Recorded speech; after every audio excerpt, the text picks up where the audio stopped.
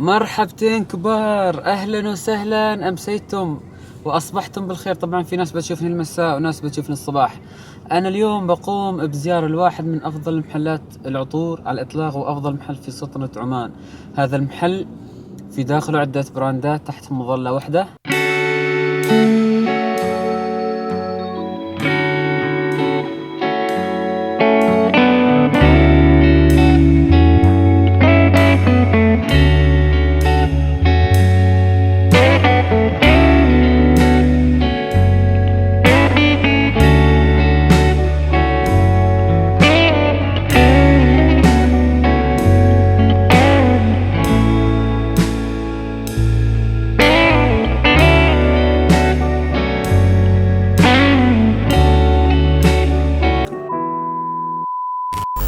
عموما اليوم نحن بنروح هذا المحل. طبعا في المحل هذا عدة خيارات، عدة براندات من آسيا ومن أوروبا ومن أمريكا حتى أستراليا.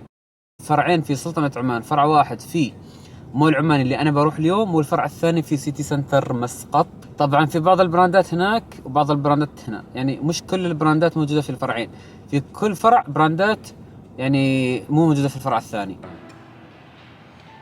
ميزون تاهيتي. التاهيتي هي دولة، وهذا البراند ماخذين من هذه الدولة أشهر شيء فيها. عاملين لنا عطور بالفانيلا، وكل عطر مختلف عن الثاني ومختلفين عن عطور الفانيلا بشكل جذري. أنا شخصيا من عشاق عطور الفانيلا. عندكم هذا أنا بالنسبة لي الأفضل والأقرب لذوقي، اللي هو سولت وفانيلا.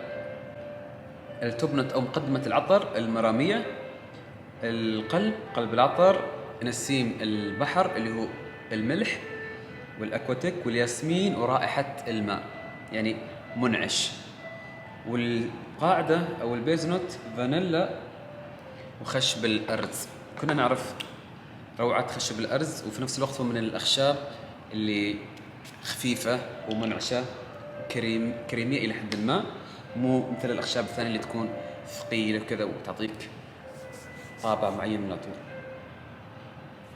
ما أخفى عليكم هذا العطر من أجمل عطور الفانيلا ومن أجمل العطور على الإطلاق. وكذلك صراحة أنا محتار، أريد أحكم عليه كذا بعد شوي عشان أعطيه التقييم كأفضل عطر فانيلا. عليكم السلام ورحمة الله.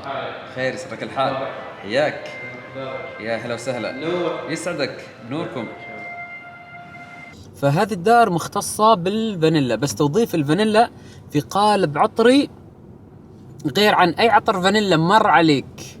يعني أنا انصدمت وانذهلت من توظيف النوتات الأكواتيك والبحرية مع الفانيلا. كيف صعبة صح؟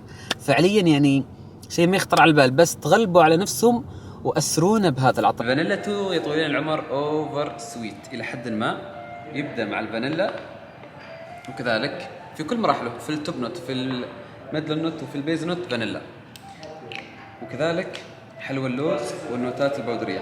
أما البيز ماله البنزوين الصمغي، يعني يعطيك تاتش الصمغي، ومع كذلك فانيلا، يعني فانيلا فانيلا فانيلا. المحبين الفانيلا خياركم الأول هذا.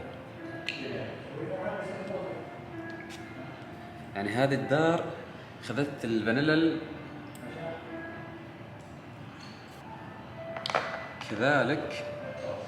هذا جدا سويتي، ولكن البالانس في العطور ما اعرف كيف مسوينه او كيف اللي هم ماشيين عليه، لانه فعليا ما يبين انه اوفر سويت، علما بانه في كراميل، كوكونات، ميلك، فانيلا، بلسم البيرو، خشب الصندل وخشب الارز. حتى الاخشاب اللي فيه كريميه، مو عارف. يعني ميزون تاهيتي فعليا أفضل دار وظفت الفانيلا في عطورها، وكل عطر مختلف عن الآخر، وكل فانيلا في عطر من العطور مختلف عن اللي قبل. باخذكم الحين في يعني جولة أكثر عمق في العبوات والتفاصيل والباكجينج للماركة. هذا الباكجينج مالهم جدا مميز.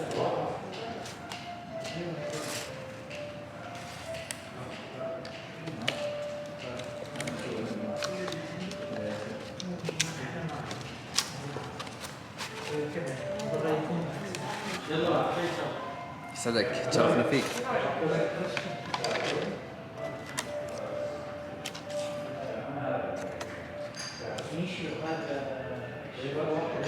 يعني التفاصيل انا دائما تعني لي في اي براند، فكذا يكون الباكجينج ماله جدا مميز، ابدا ما مر علي باكجينج كذا.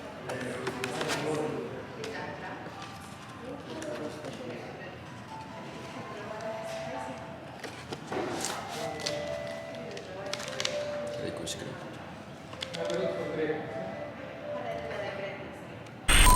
قريبا جدا راح تنضم معهم كذلك وللمرة الأولى في سلطنة عمان وبشكل رسمي براند نيشان التركية حبيبة الكل، الترند اللي ضاربة اللي كل الناس تتكلم عنها.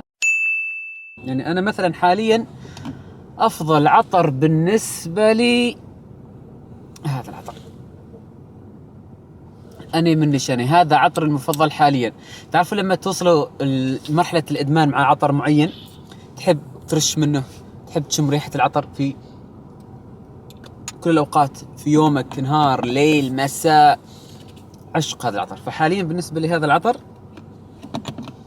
اللي هو أني أفضل عطر حاليا من نيشاني. فهذه الدار بشكل رسمي بتكون كذلك موجودة في هذا المحل بيرفيوم ماتوري، يعني رسمي. طبعا المول تسكر ولازم وقت القهوة، فرحت سريع ستاربكس. هذا واحد من أحدث المشروبات عندهم، السولتد كراميل كريم وكولد برو، لذيذ مو عادي. يعني أنا ما أحب المشروبات الحالية أو اللي فيها كريم أو اللي فيها حليب، بس هذا شيء ضروري تجربوه.